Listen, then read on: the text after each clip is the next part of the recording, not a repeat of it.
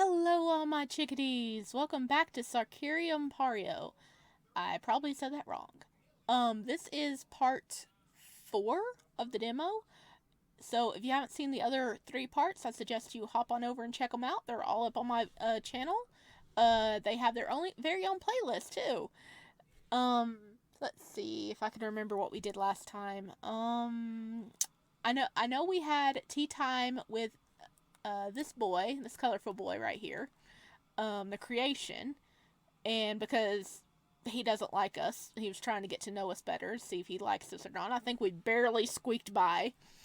Um, and we stumbled across a like communication mirror, and some other like immortals was like, "Yo, what are you doing there? He isn't supposed to have humans like you there." So they're actually planning on helping us if we can survive long enough for them to be able to get over here to help. So let's jump in. Pretty sure this was where we left off, right? I don't even know what day we're on anymore. Because I think the demo lasts for 7 days. If you don't die, it's a 7-day long demo. Let's see. I woke the next morning with nothing new in my room. Even looking closer, I saw no signs of someone poking around. It made me wonder how much I was being monitored. I reached inward out of habit and bit back a groan of frustration at finding nothing.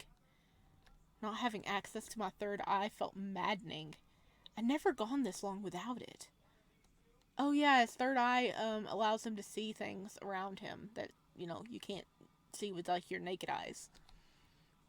The thing I missed most had to be the contact with the elementals. Even when humans cast me aside, I could always reach out to them. Elementals didn't understand betrayal. They kept their word and never lied. The purity found within the natural order had always been comforting. The taste of blood caught me off guard. I loosened my jaw and realized I'd bitten my lip. I held my shirt up to my new wound and sighed. Sitting still solves nothing. I grabbed my map in progress, determined to see what paths I could confirm. Oh yeah, we were trying to make a map, but that's kind of hard to do when all the walls and move around constantly. Because the creator, I forgot their names at the moment, but the creator is blind, and instead of learning his way around, the walls just move around for him. So yeah, everything moves. My plans were interrupted the moment I opened the door to find the wheezing, melted beast from before. I hopped back and tossed my maps aside. The beach lurched forward, one long hand snagging my shirt. It tugged on my shirt, forcing me to take a step. The creature repeated the motion to lead me along. I was happy it didn't carry me this time. Well, I guess we got summoned by someone. I observed the hallways during the walk. Doors and halls were in the same position they were in last time. In fact, I saw the exact same creature walking the same paths. There was a schedule. I need to learn it. The creature nudged me towards a familiar study door. It opened automatically, and the floor below me kicked up at my heels until I moved inside. Even the floor was like, move. Violo, that's his name. And you're covered in blood. I take it he was doing more experiments. Look at the blind boy. He may be blind, but he can like see in other ways. So, yeah. Oh yeah, and one of my favorite parts, if you look right here, it's a picture of Vivere. I think his name was Vivere, right? Um, the creation. He has a full-on painting of him on the wall. That is amazing. Violo stood behind a few tables pushed together. Violo didn't look up from his work. I worried it was another person from another crew, but the body shape didn't match. It was also too old. Despite my nerves, I noticed signs of death. I smelled preservation motions mixed into the scents of death and decay. It must have been a body he's had for a while. Because he did attack the ship we were on, if you don't remember. or didn't see it. And he, like, collected some of the crew members, like, for his experimenting purposes.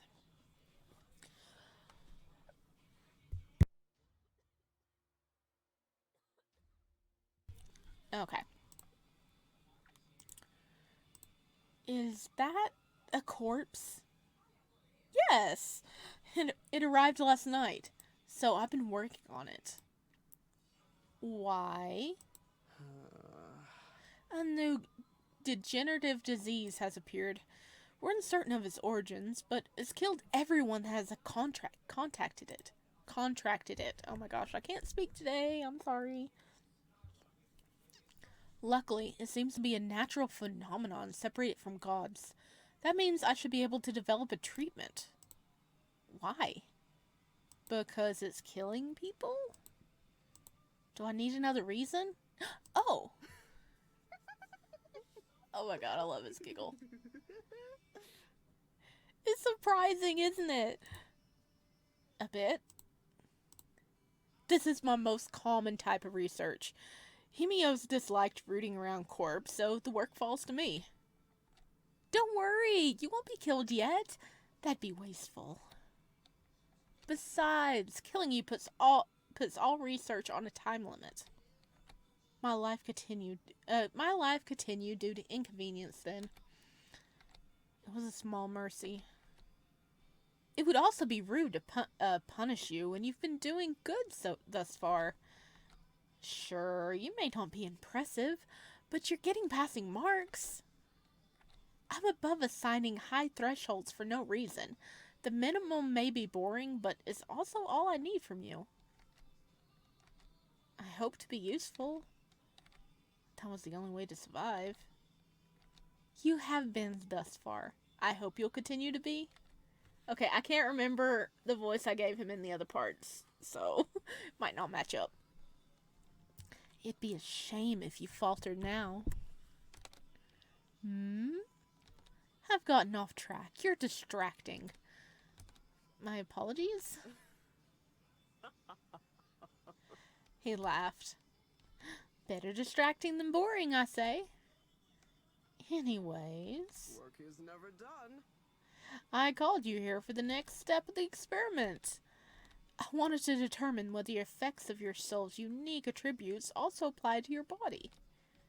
Normally, I'd run these tests on your whole body.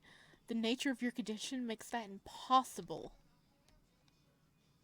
Look at him. He's so focused. Since you can't track anything once it's inside me. Exactly. He claps his hands in delight. I'm glad you follow. Thought I'd have to explain in detail. You want to cut off pieces of me? Yes! I'd fill them back in, though. I promise. The procedure will be clean as well. I can't have you dying of an infection. I swallowed a growing lump in my throat. What? What do you want from me? Skin samples, bone samples, in the form of a few teeth, hair samples, blood samples, and a few organ shavings. Organ shavings? Organ shavings? No. How in the world are you going to do that without killing me? Magic, of course. You'll be a bit stiff afterwards, so you can have lunch in your room.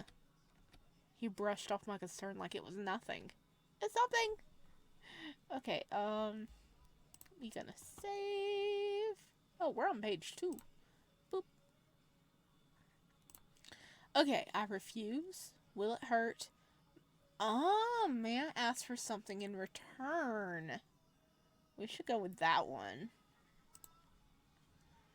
Violo's fiddling paused. To make it a fair trade. What? Something in return? He approached with a playful air, a sweet grin on his face. You want to make a trade, then? He paused to laugh a bit. You are very entertaining. It's been a long time since someone tried to negotiate with me. Really? Really? Well, you're too adorable to say no to. Did he blush? Was that a blush? Hang on. Look at that! He's blushing! I request that what you asked for isn't outrageous. It isn't? Good. Tell me what it is. My mind stuttered a bit that I managed to get this far. Some part of me expected him to lash out for my audacity. Instead, he watched me with detached amusement written all over his face. Could you remove my leg shackles? The chain gets in the way. It was designed to do so. For your standard guest. I'm not a standard guest. I can't even bathe properly with this on. I tried to widen my stance to show how easy it was for the chain to catch.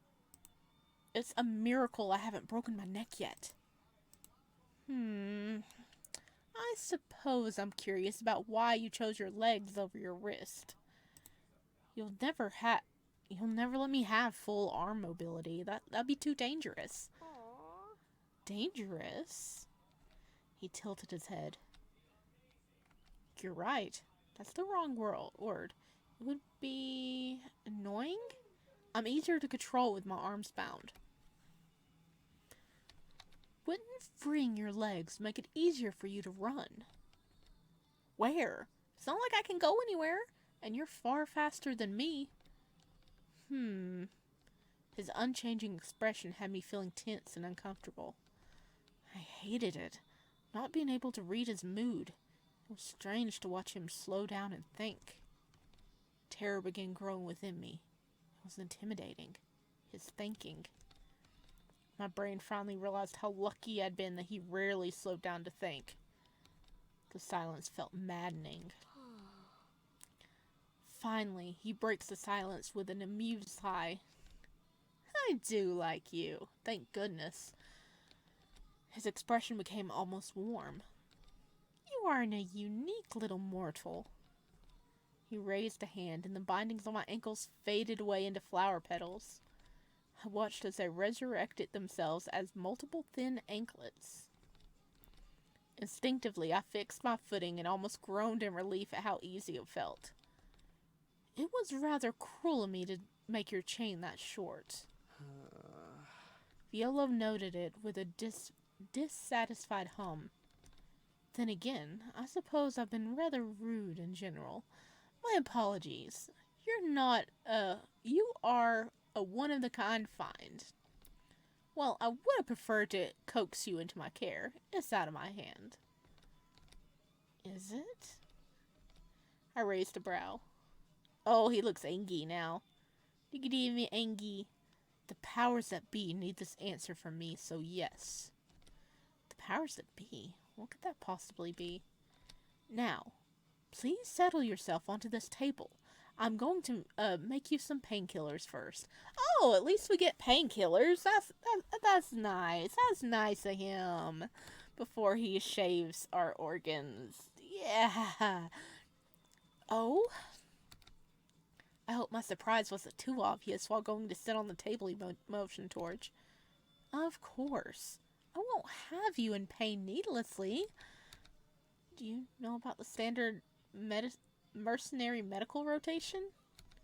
Some of the plants were so addictive that you could only have them once or twice a year safely. Thus, most of the mercenaries in this area followed a pattern that makes sure the stronger ones were available during our work season peaks. I do. Okay. Theo worked in silence beyond his humming.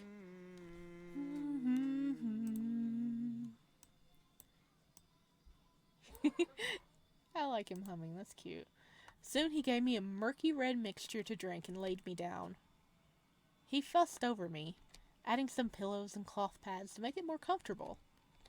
Once he had me settled and the drugs began to kick in, I felt his energy press into my own. My eyelids began to feel heavy. Unlike before, I was gently nudged into a slumber, pushed into dark and warm waters. It was peaceful. Even waking up from the dark void felt somewhat pleasant, if disorienting. Violo's humming was the first thing I recognized. The second was the feeling of his fingertips tracing patterns onto my face. You're coming back to me. Good, you did so well. Small yet strong hands pressed into my shoulders, rubbing them. You don't have to rush. Come back as slowly as you need to. Even if he asked me to hurry, the sluggish sensation in my muscles made it impossible to respond. Violo sat beside me the entire time. He'd moved around me, massaging life back into my arms and legs when they began to tense. Dang, he really knocked us out, didn't he? Oh, man. His voice remained soft and smoothing. If I hadn't known better, I could have imagined I was waking up from a normal operation. The room felt too bright when I forced my eyes open. Violo helped me sit up. Do your teeth ache? You've removed some of our teeth, didn't you? No. Dry. Oh, here. Violo gestured, and a glass of water began to hobble over. Your mouth is dry after I took a sample. My apologies. He patted the top of my head. It's okay. I frowned at how difficult it was to speak. Gum numbing. You need a few hours before you can talk clearly again. Okay, did you just take one tooth is my question.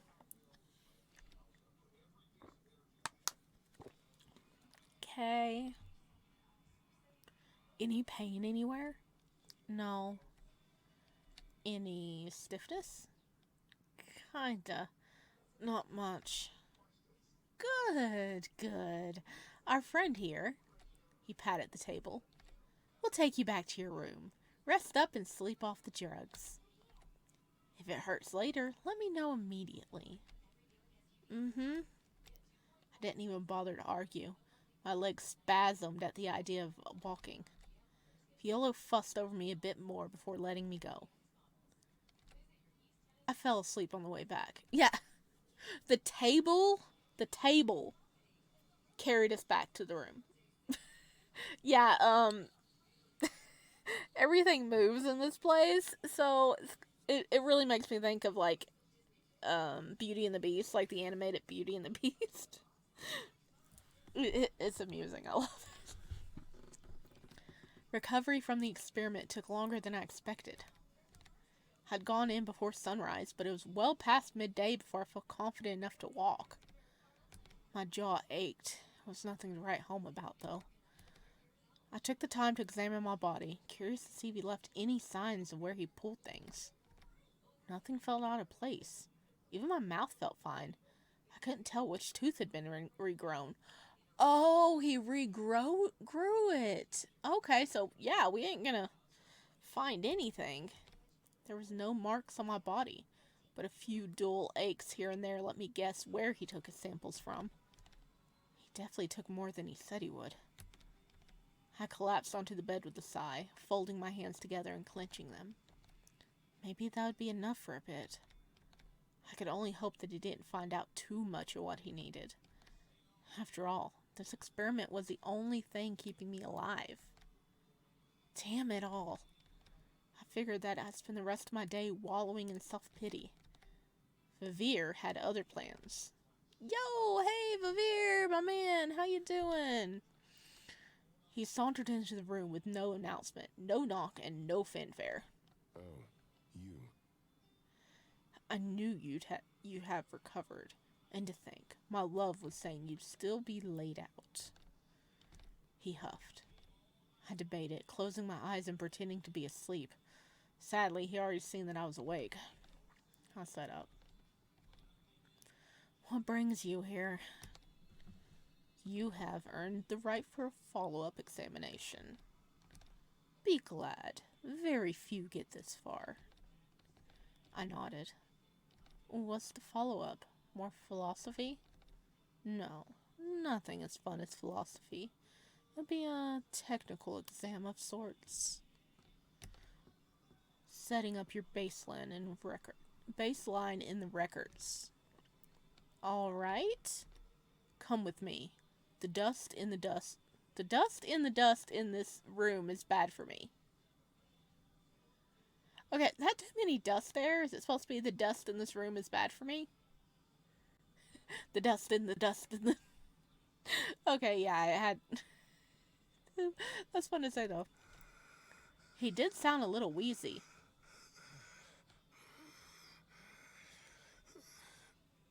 You okay, my man?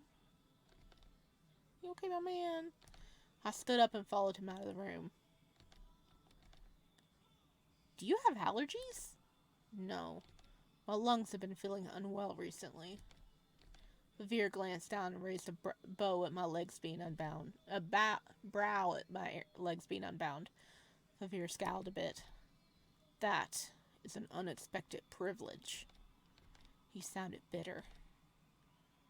It was done in a trade. I was on my way to breaking my neck. If I figured a live sample would be preferred. He frowned but let it go. Look at him. He angy. He angy. He angy. He angy boy. Oh, we're going back to your garden. Okay. Vivere brought me back to his garden. Like last time, small elementals made of bone and flowers tended to things. An elemental of earth and cat bones came over to dance around Vivere's heels. He moved around it expertly.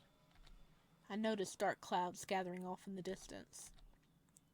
Is a storm coming? Here? Never. Stormy weather makes my lungs act up, so my love keeps the weather mild. He gestured out to the sea. Out there? Yes. It'll be a hurricane zone for about a day. I did everything in my power to keep my face from showing what I was thinking. Amar hadn't lied about the storm. But did they over-exaggerate how long it'd last? Then again, maybe they were estimating it. Could I get a message with the correct time to them? Probably not. Violo spent most of his time in his study. Besides, even if the storms only lasted a while, there would be other issues in the energy that I couldn't sense. Are you ignoring me now? My brain registered that Vivere had been talking to me. Oops! Sorry. In fact, he'd already moved to sit down on his little table with the cat-like creature sitting on his lap. His expression had soured. No, sorry. I got lost in thought. It's a rude thing to do. I'm sorry? Annoying. You already said that. Stop gathering wool and sit. I kept my mouth shut and did so. I'm going to test your general knowledge of magic, starting easier and moving up. Is there a punishment if I get something wrong? Not inherently. So long as the error is not on purpose in an attempt to throw off my exam. I frowned. So, let us begin. Oh no! I decided to fail on purpose. I decided on focus on passing. I tried to impress. Oh goodness. Well, let's not do this one. He will be very mad at us. Let's focus on passing. Most of my education had been informal, so I hoped I'd be able to answer his questions. They'll be basic? Yes.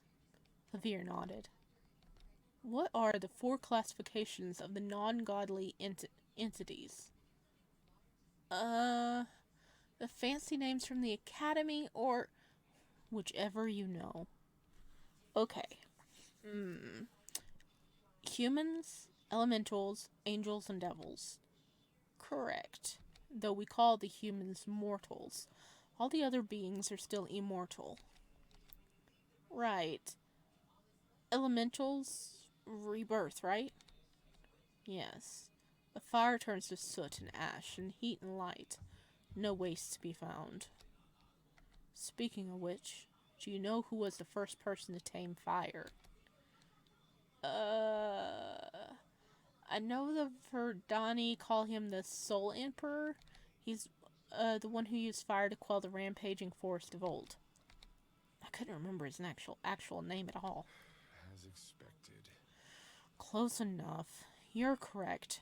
Do you know why he was called the Soul Emperor and not the first? No. That's fine. It's more related to history anyway. We're just getting a history lesson, aren't we?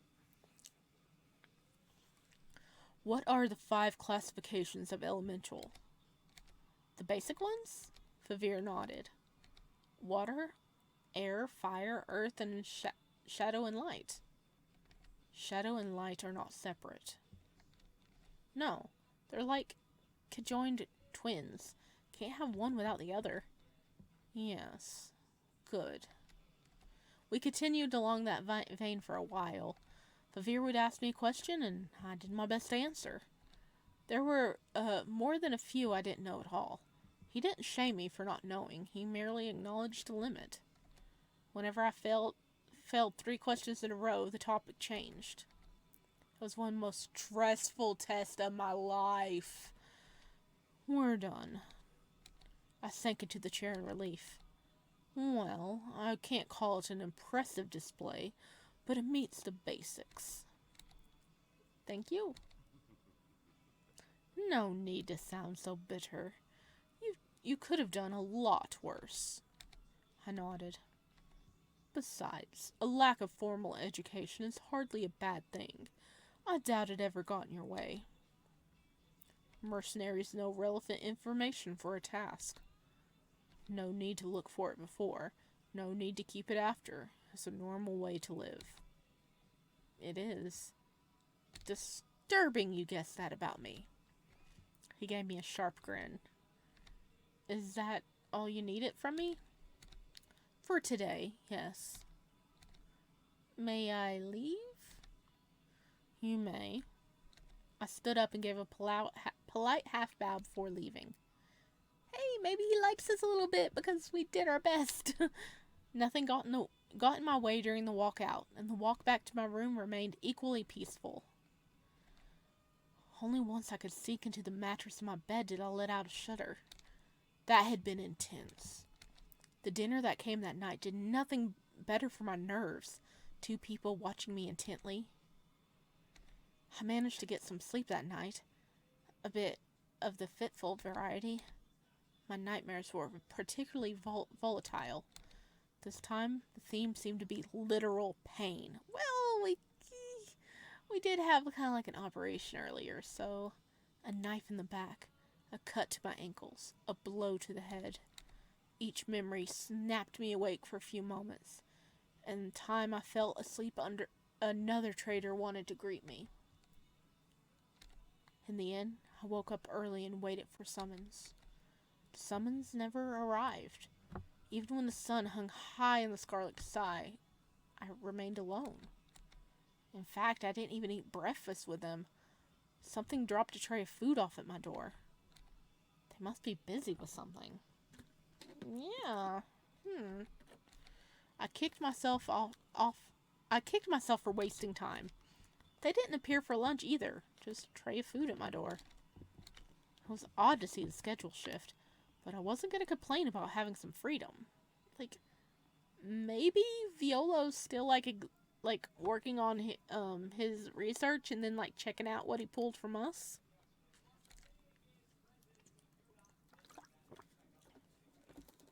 I ate and decided to mentally catalog some notes for myself. Violo and Vivere were romantically entangled. Violo practically glued himself to Vivere whenever they weren't squabbling. I couldn't quite get a handle on the power dynamic between the two. Vivere seemed generally more stable and logic-driven. Violo reminded me of a hurricane with his intense emotions and miracle attitude. Despite that, Violo seemed to be the one in control of the situation. Vivere had voiced his displeasure, but Violo seemed to be ignoring that. It felt out of character. Old legend described the creator as killing anyone that even looked at his creation. It felt odd he'd ignore Vivere's loud complaints. Did that make Vivere powerless in the end? That didn't feel right either. Vivere obviously held a lot of power in the area. Something else had to be going on here. The situation didn't match any of the legends of old, and that made me nervous. While the pair were known to be volatile, they at least had a set pattern. That pattern had been broken. My hands shook a bit while I processed this. I am the unluckiest person alive. The only people with the power to remove me from my current captors were the other living gods. Hemios and Nikar sounded eager to act, but they both bowed to Mar's more patient approach. Mar. They seemed pleasant enough. Something about them made my skin crawl. It reminded me of when I faced overlords. No, puppet masters.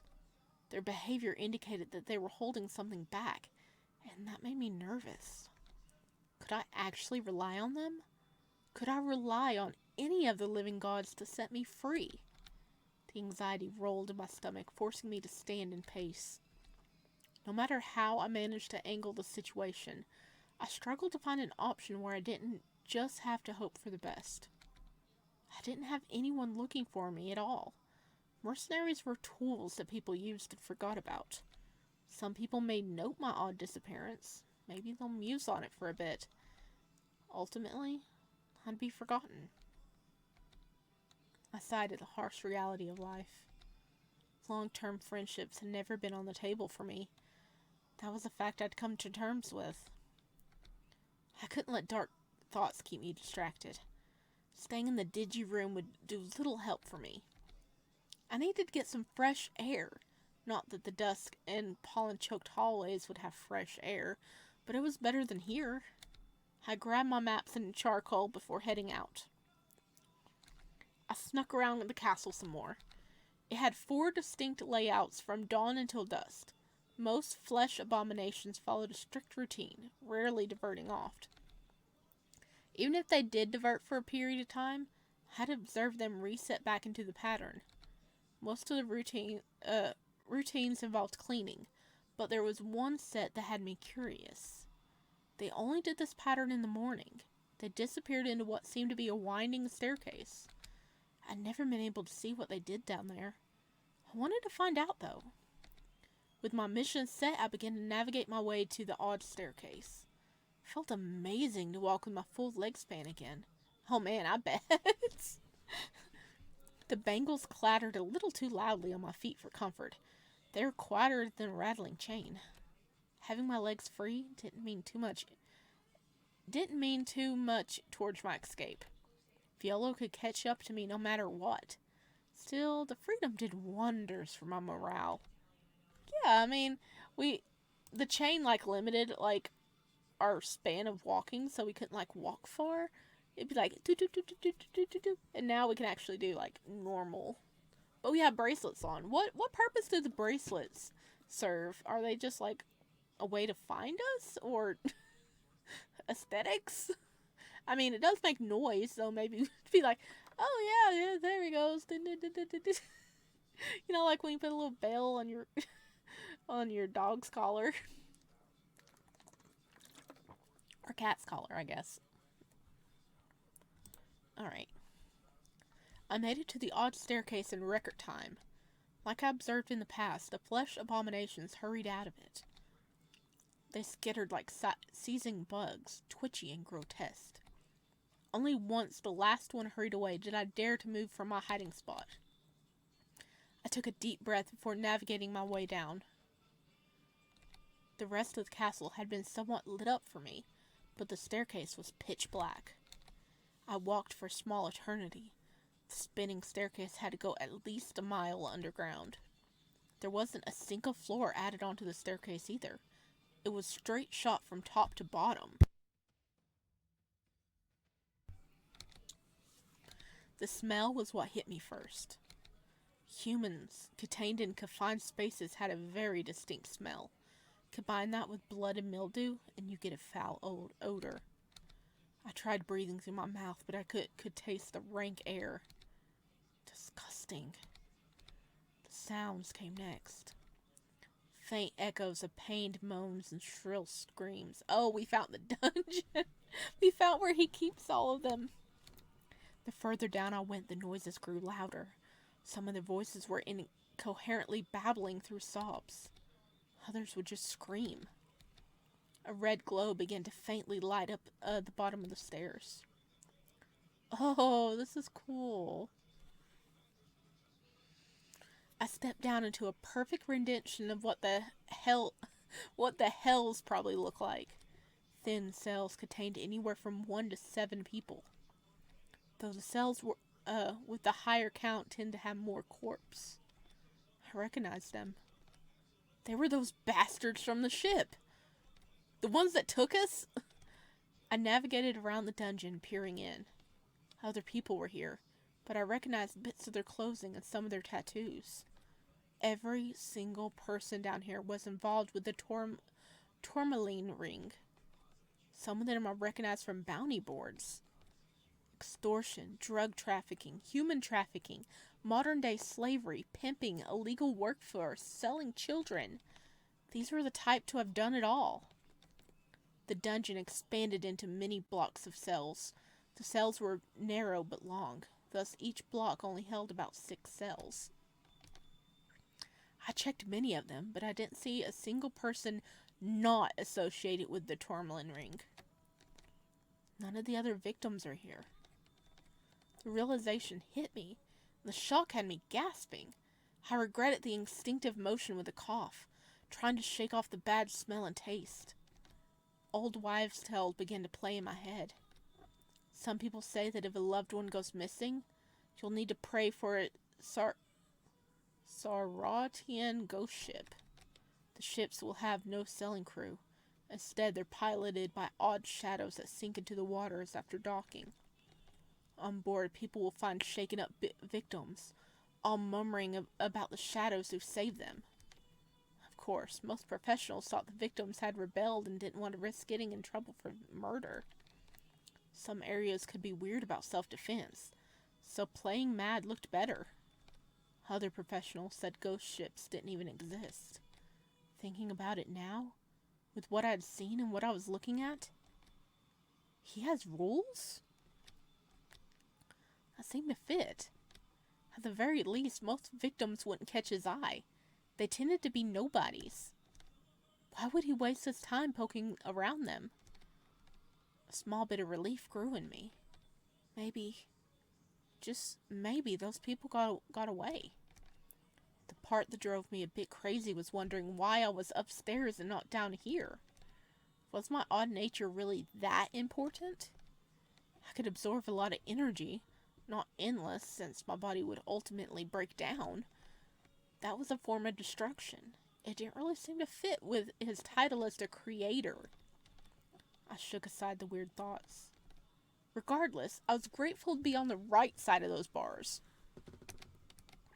Peering into the cells with the crew who took me, I counted that some were definitely dead.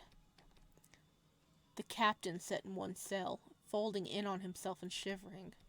He muttered prayer after prayer, but he'd have no mercy. Not even the gods interfered with Pario. I observed the pitiful sight and noticed that the keys for the cells rested on the hooks in the tight hallway between the blocks. In theory, I could let them out. They'd have nowhere to go. They'd die. Maybe that was better than rotting down here. Images of victims I saved flashed through my mind. Terrified children miles from home, looking up at me with shell-shocked eyes. Men and women who had never recovered their autonomy after the mind-breaking abuse of the tourmaline ring. The many carps of wrapped corpse I've seen over the years. Did these people deserve mercy? No! No! No! Okay. Hear me out. He checked all the cells. We checked all the cells. And all of them were people associated with the tourmaline ring, which, as he listed off, did all those bad things. They do all those bad things. Slave trades, prostitution, kidnapping kids, all kinds of crap. And we got a choice here. We could release them, or we can leave them to rot. Like, yeah, they've clearly been tortured and experimented on, and most of them are dead and everything. But if we release them, they have nowhere to go. And even if they escape, they're probably going to get off and go do bad things again. I mean, some of them could turn their lives around, you know. Some of them could. But a lot of them's kind of made their bed for this. And they also kidnapped us that were being so mean to us. Let's leave them. No, they certainly didn't. Years of giving people the worst news possible built up in me. This is what people like you deserve. I muttered the sentence more to myself than any of them. After all their horrible crimes, suffering at the hands of a cruel living God seemed fitting. It would never return victims to their families. It would never mend shattered homes or minds. But it made me feel a bit better. Maybe too many years in this line of work left me particularly bitter. I couldn't tell. Either way, I felt no guilt walking away from them. The journey back up to my room was less annoying than going down. Going up, I could trace each upward step with my toe. I moved at a snail's pace, but better snail than stain. Thankfully, I got the schedule right too. I didn't encounter a single one of the flesh abominations on my way up. Once I was in the castle halls again, a few scurried past me. With them, a few tables and chairs tumbled around. The sight of the furniture moving like animals never stopped being weird. I barely dodged a table that almost slammed into me. It paused to shake itself at me for a little bit. If my third eye wasn't forced shut, I would have heard quite the lecture. The table's lecturing us. The table's ire was loud enough to draw the attention of some curtains who crawled along the wall to herd me towards my room. Oh my god. I love the imagery in this. It is amazing. What is even going on? I ate dinner alone as well. It had been a very odd day, but also productive. I knew where that staircase went. The dungeons were useless for now. They could be relevant later, though. I went to sleep, exhausted from my journey. The first sign something was off when I woke up was the smell. Okay, we've done 2 days today. I have no clue what day we're on. No clue. Oh, something is off when we woke up? Oof. The overwhelming scent of flowers and earth stood out in the room. Thus, I didn't even need to see him to know he was there. Oh, Vivere's here. I sat up, rubbing my eyes. Vivere loomed over my bed, staring at me. Good morning? Is it, though? He tilted his head. What? His face was neutral, but his tone was sharp. It certainly hasn't been a good morning for me. Violo's creations were quite the tizzy this morning. They're creatures of habit that follow a strict routine. They notice when things are out of place, including smells. My heart pounded in my chest. They absolutely panicked at the new scent, especially since it generated conflict with their orders. On one hand, they are to allow no one into the dungeon. He turned and pinned me with his gaze. On the other, they aren't allowed to hurt you. It was quite a headache to wrangle all of them. Luckily, nothing got out. I expected to find a small mass of scum wriggling around my home, like cockroaches or rats. That wasn't the case. I did have to soothe his creations for a while. They're a bit dumb, so it takes a lot of reassurance to get them to calm. I didn't mean for it to happen. I know. I'm merely here to remind you of a simple fact. Any action you take can be seen. Any action at any moment. I nodded. I'm glad you understand.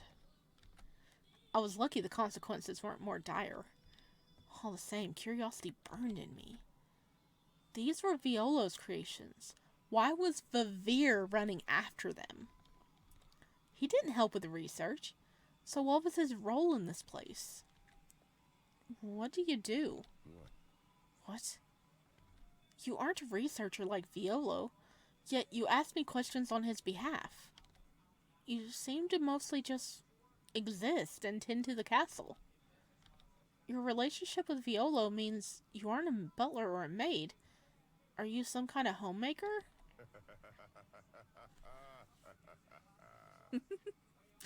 Vivere blinked at me a few times before laughing. I guess that would be the accurate assessment. Yes. Most of my tasks include maintaining Pario itself. I also watch the Bloodwaters. My condition means my duties need to be light. I'm a caretaker of sorts. You find that enjoyable? Spending my days tending to a crumbling castle sounded like pure hell. Very much so. Did you always want to end up in such a position? I didn't know anything about him, so the question was fair. Vivere paused. Kind of. The plan for us was to always run away together and make a small farm. We never anticipated all of this. It just happened. You never wanted more? What? Was I supposed to? I guess. I'd just be skeptical that Violo might have left out some of the ambition. Vivere's shoulders tightened. Oh, are we making him mad? I am me. Violo constructed me. He gave me all the logistical information I needed to process the world. He did not give me a personality or opinions. I came into this world a blank slate. I was free to develop my own will and ideas. Not once did Violo attempt to influence that development. I raised a skeptical brow. It is true. Why does everyone assume otherwise? The latter half came out in a cranky grumble. It is not uncommon, nor shameful, for someone to want to focus on tending to their home. People act like it's some kind of major sacrifice. For many it is. Many, not all. I don't see myself as sacrificing anything. There are many things about my life I wish I could change. My work is not one of those things. Violo seems to ignore your opinions, though. Oh! Hello! Hello! Hi, buddy. How you doing? Yeah. Hi. I didn't mean to make you mad. Oh, no. Oh. Vivere was in my face at lightning speed. I flinched back. What did you say? What are you trying to imply? He doesn't seem to take your opinions into account. I mean, I'm still here. You can't really be a caretaker when someone goes over your head. Oh, we're trying to force a divide between them. He always listens to me. Thank you very much. The last word came out in a bitter snarl.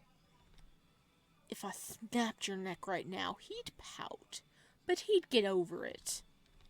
I have chosen not to push the issue too hard because I know this is something he needs to do, not something he wants. Isn't that a sacrifice? Hardly. Vivere pulled back with a disdainful snort.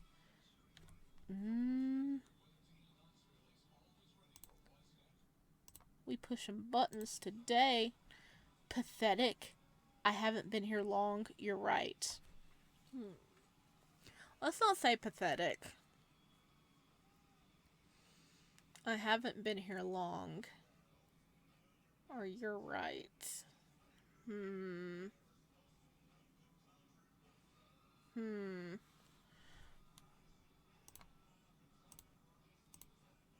Isn't that a sacrifice?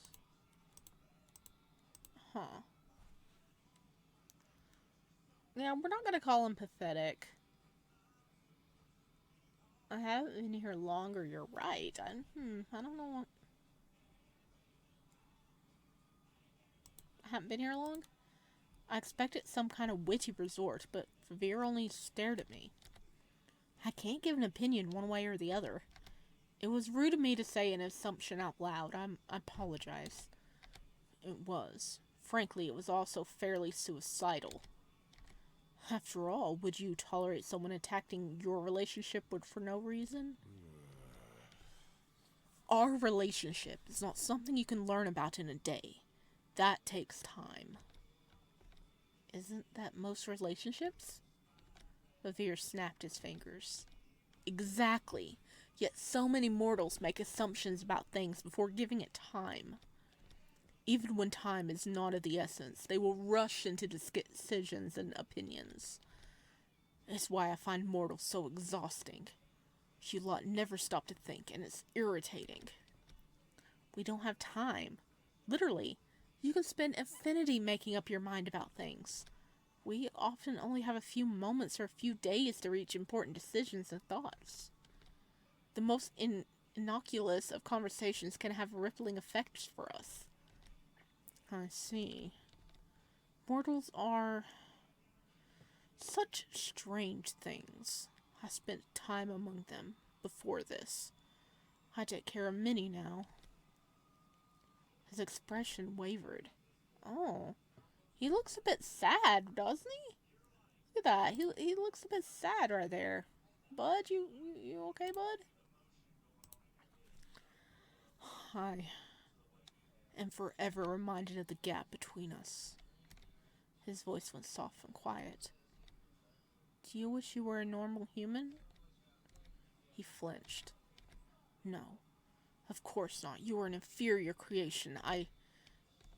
His offense burned away as quickly as it came. Is it not natural to want to understand what you are made in the image of? Humans have only ever had to be humans. There's no standard to hold themselves to. Ah. I apologize for bringing something uncomfortable up. It's not fine, but it was also an astute observation. I would be hypocritical if I punished you for such a thing. Vivere paused for a few moments. I didn't need my third eye to realize he was listening to something I couldn't hear. I need to go. I've spent too much time here. He gave me one last look. Stay out of the dungeons. I don't need to be told another time. Really? I think you do. I don't. I won't do it again. Good. It'd give me a massive headache if you did. He winced. More accurate to say that you'd make my current one worse. He grumbled on his way out the door. I finally began to relax some. This could have gotten a lot worse. I needed to be more careful next time. Food arrived shortly after Vivere left. I forced myself to eat to keep my energy high. Then I paced. I wanted to go out exploring again, but I already pushed my luck by wandering too far once. The incident had gone without a violent reaction this time.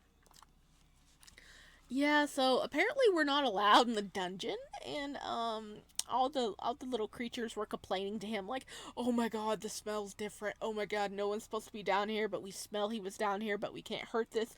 Oh my god." So they were like all like confused. It's like, "Oh my god, our orders are clashing. Help." So Vivere's like, "Oh my god, please stop. Please stop. Don't do this. You're giving me a headache. Stop." But that was pretty cool. We learned a bit more about like Vivere's like relationship with Violo and more about like his background or like what he's thinking. That's pretty cool. I like that.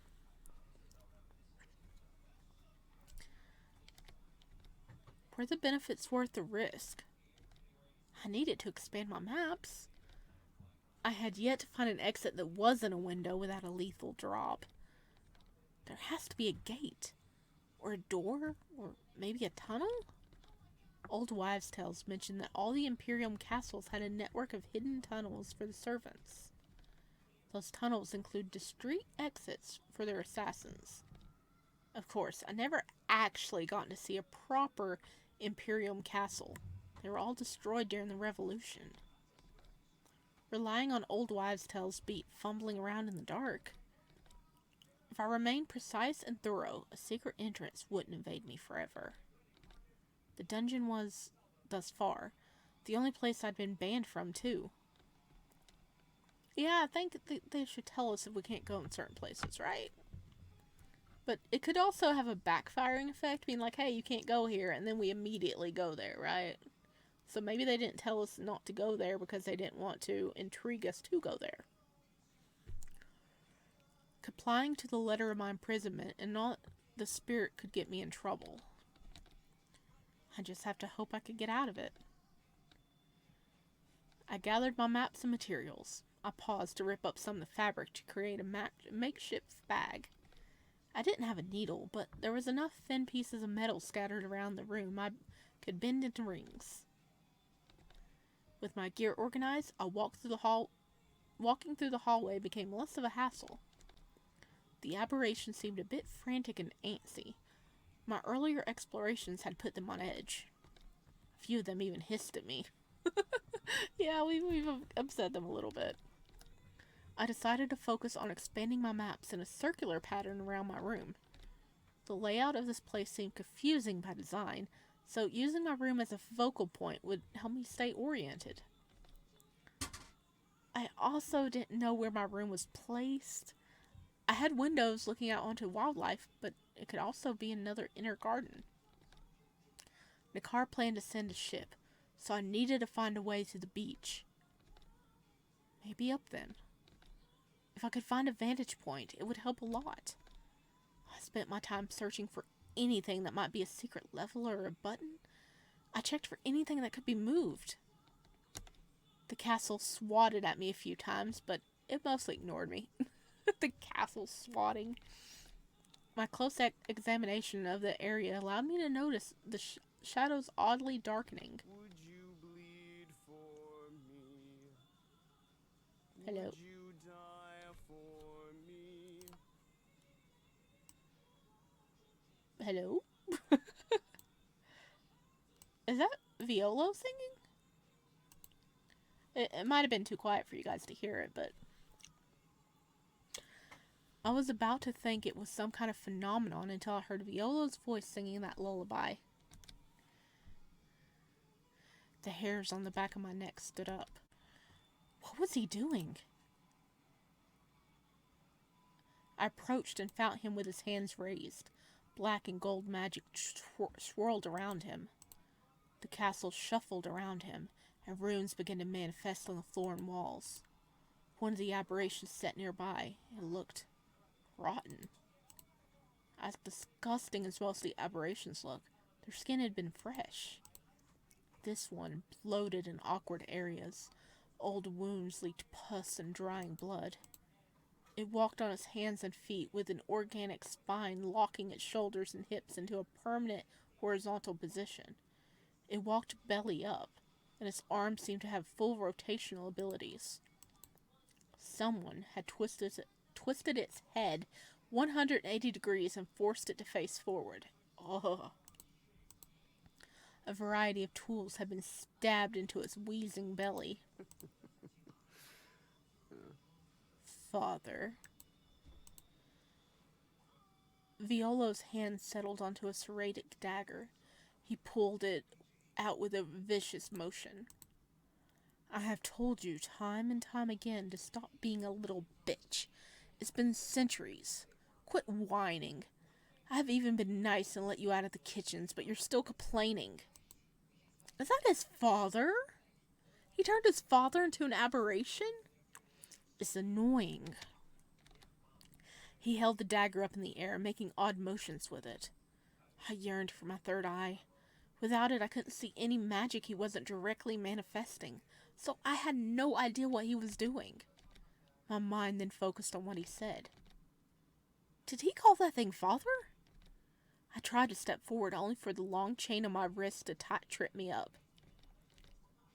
I rolled with a fall, hoping that the air elementals would rat me out.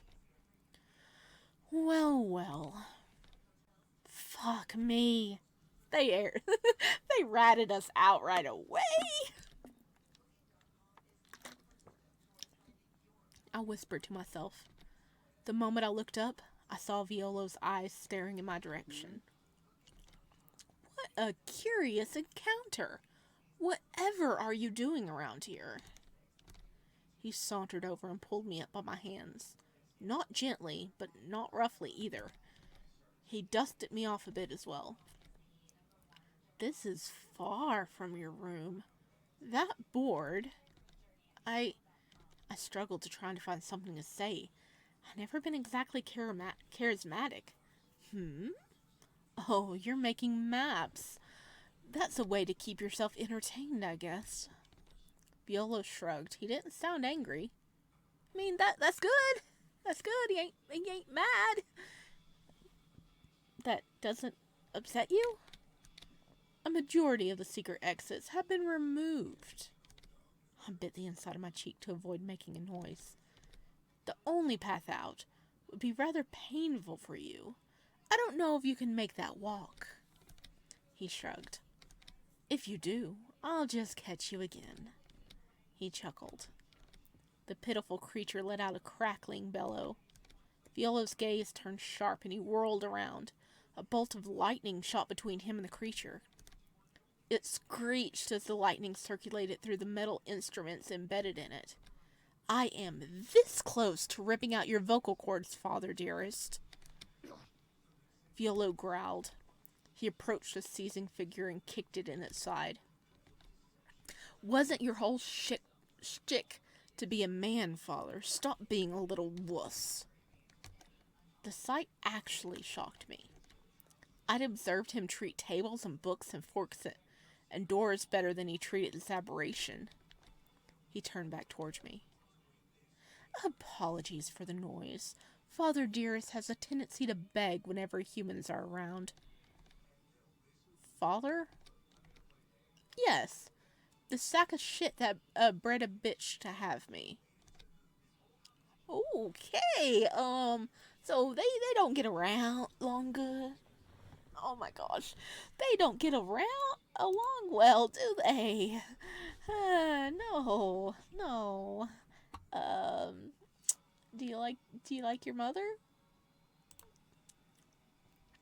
He rolled his eyes and kicked the creature again, suffering his eternal punishment for his crimes. His mind had fractured beyond repair at this point. Violo pouted and crouched near the creature. You don't even remember who I am, do you, father?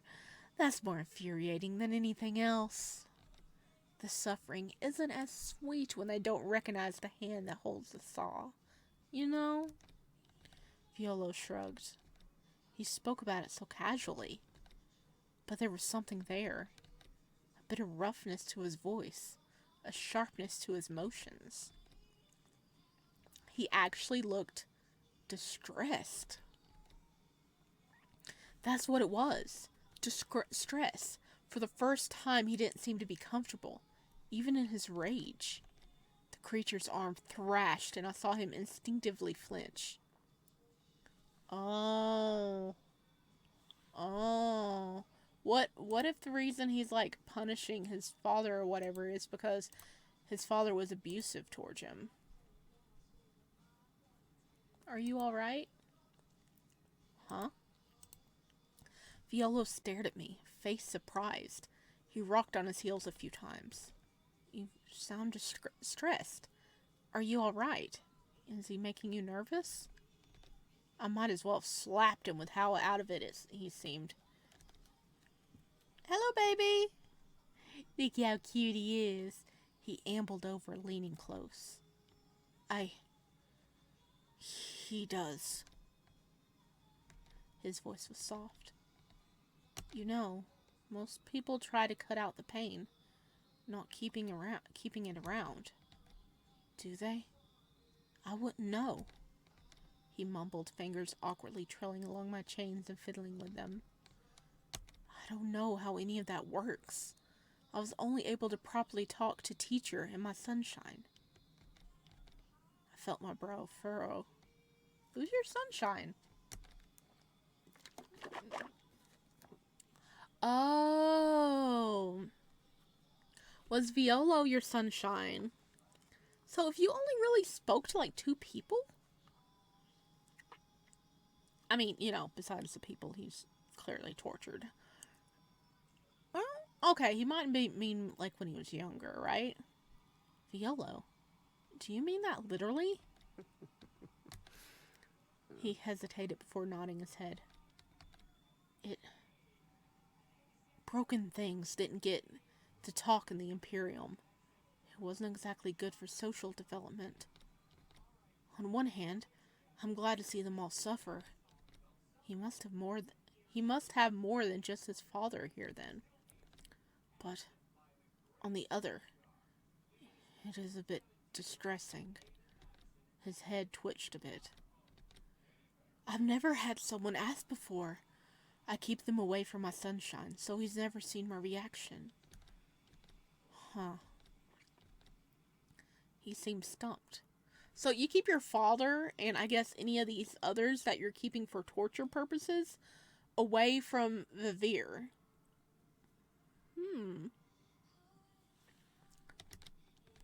For the first time, he came to a full stop, his face slowly flickering while he was processing things.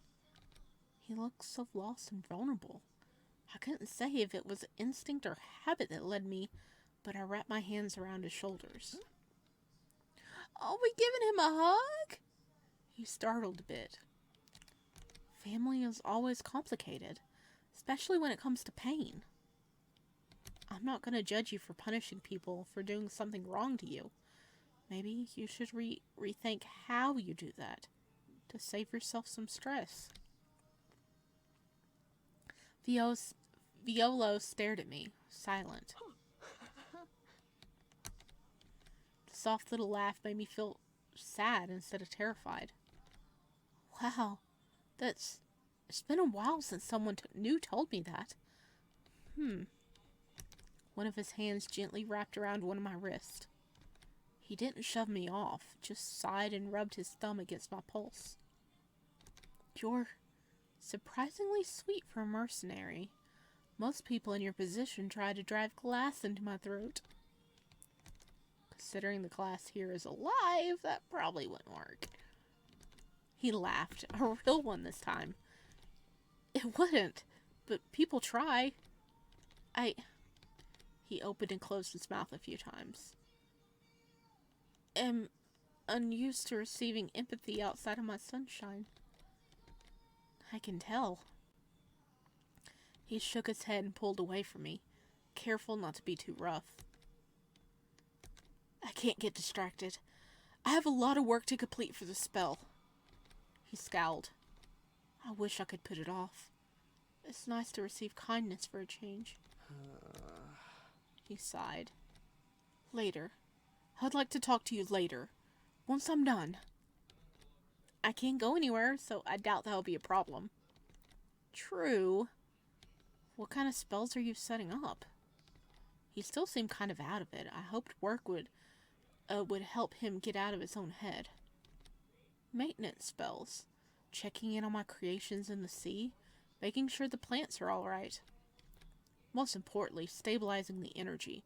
The unstable energy is bad for my sunshine. Honestly, I'd hope putting up the barrier to limit the sun's nonsense would help, but the area still destabilizes. Is that why the sky is red? Yes, on accident. He sheepishly scratched at his skin. Despite stressing his need for swiftness, he hesitated, lingering in my presence longer. I'll spend more time with you once I'm not as busy, if I can. Okay? I wasn't sure if that was a good thing or a bad thing. Please avoid the black fat flowers. That's where you shouldn't cross to avoid damaging my work. I'll be careful. Thank you. He left my side after that, collecting his father before leaving. I turned away from the path I wanted to walk. The black flowers meant I couldn't travel any further. My search area had been limited. That wasn't necessarily a bad thing. It gave me a tighter area to focus my efforts on. The flower circle created a ring that had Violo's study in the center. They also seemed to cut through Vivere's garden. I wouldn't be able to explore much further until the spell was done, but having a smaller area to focus on wasn't bad. It gave me the chance and time to be more thorough in one area.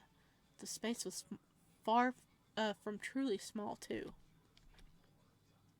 I wandered the halls with intention, checking every nook and cranny. A few doors refused to open for me, but many opened to cluttered rooms of old items. None of the items seemed to have any value beyond sentimental, and I couldn't find anything of use. Eventually, I wandered out to the gardens, hoping not to run into Vivere. As though the goddess of mercy had heard me, only its odd plant entities ambled about. That allowed me to examine the fountain in peace. In doing so, I found an odd groove that crackled when the chains brushed against it. My curiosity was ended by the sound of the wheezing abomination letting out a chuffing noise. It appeared from my periphery and began to tug on my chains. The wheezing monstrosity roughly tugged me into the dining hall. The speed it dropped my chains almost sent me tumbling into the table. Wheezy, gentle, our guest is only human. The creature let out an echoing hiss before wandering off. He's like, oh, come on. I'm doing my job here. You wanted me to bring him? I brought him. Okay, so that one's name is Wheezy. And that's nice to know that he's gave some of them names.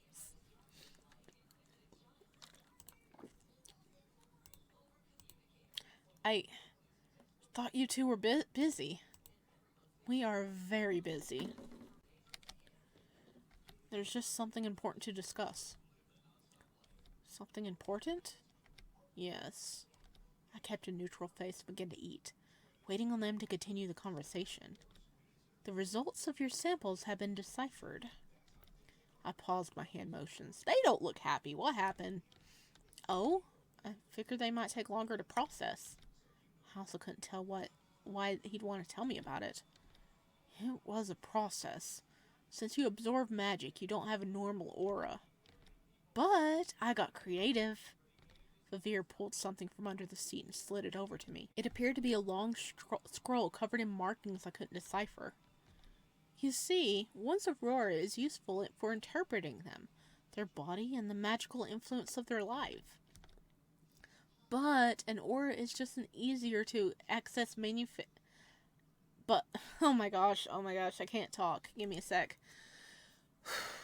But an aura is just an easier to access manifestation of this information. If you dig deep enough, you can find it in physical samples too. I stared at the scroll, noticing a few symbols repeating over and over. The network of markings still remained unclear.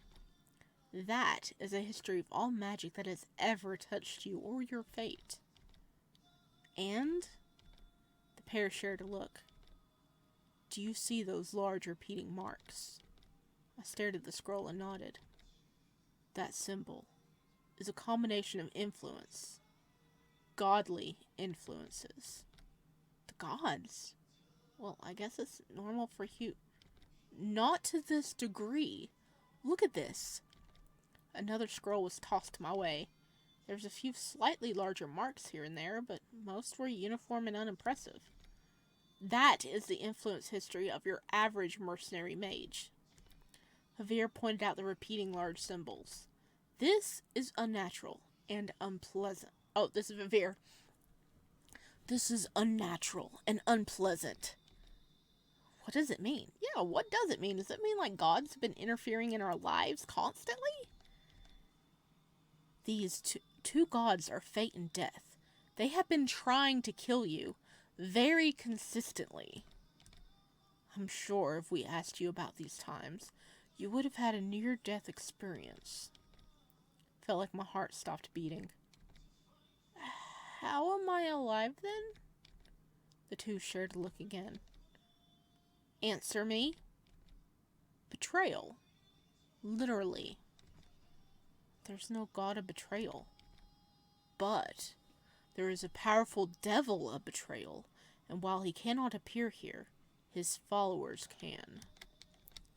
He's used them to circumvent your fate. Even me finding you on the ship was his doing. Vivere pointed out the most recent symbols of death and fate. Then he traced an odd ring that isolated them from the rest of the marks. That ring had a tendril that slowly reached out and touched a golden, withered rose. I shuffled the scroll back and forth, processing this information. That ring appeared and isolated the bigger marks each time, reaching out to other things and pulling them to me. Why? Truly an intriguing situation. Because of your condition. I don't know how or why you formed this way, but you could kill the world if you had children. Wait, what? You could kill the world if you had children? That's why the gods want you dead.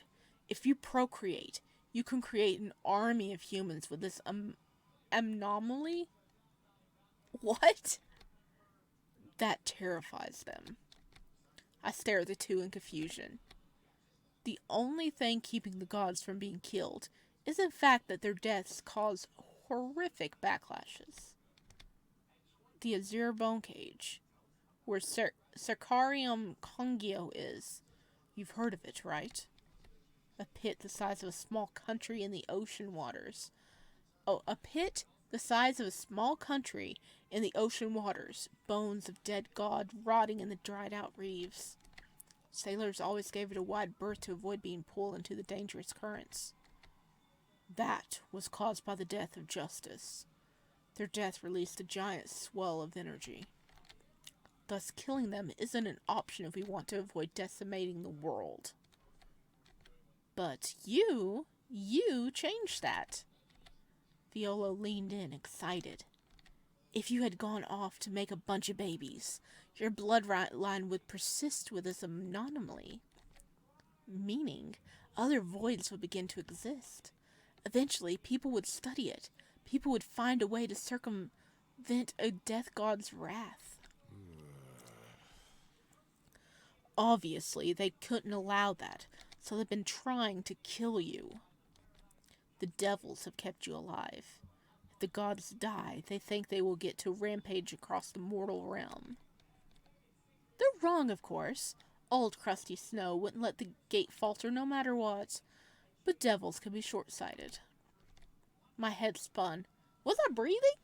I couldn't be sure. Yeah, I mean, this is a lot to take in that, two gods have been trying to kill us. And then a devil has been, stopping them from killing us. Because they don't want us to have babies. They're like, no. We do not want this trait passed on. We do not. We do not want this.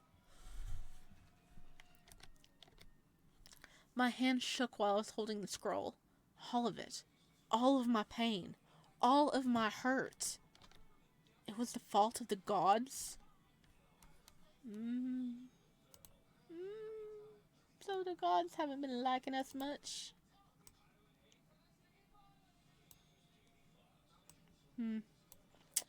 I sat in stunned, motionless silence. Quite the shock. We know.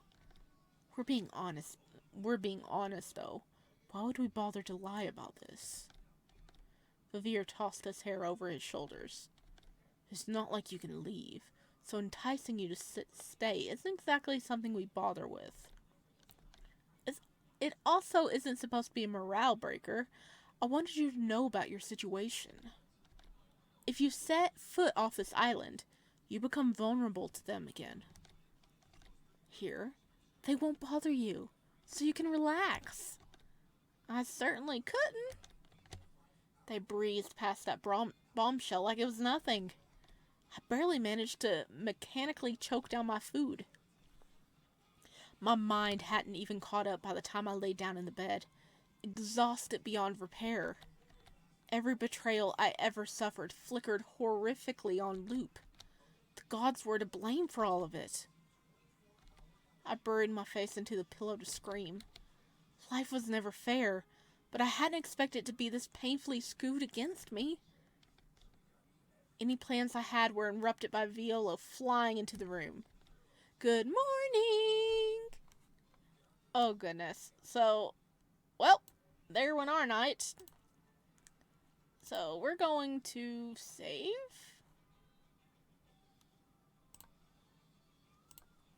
Okay, wow. This part went in way longer, but I got caught up in it. Hopefully, I think this means we're only going to have one more part, and then we'll finally be finishing the demo. Wow, that was a lot to drop in this episode.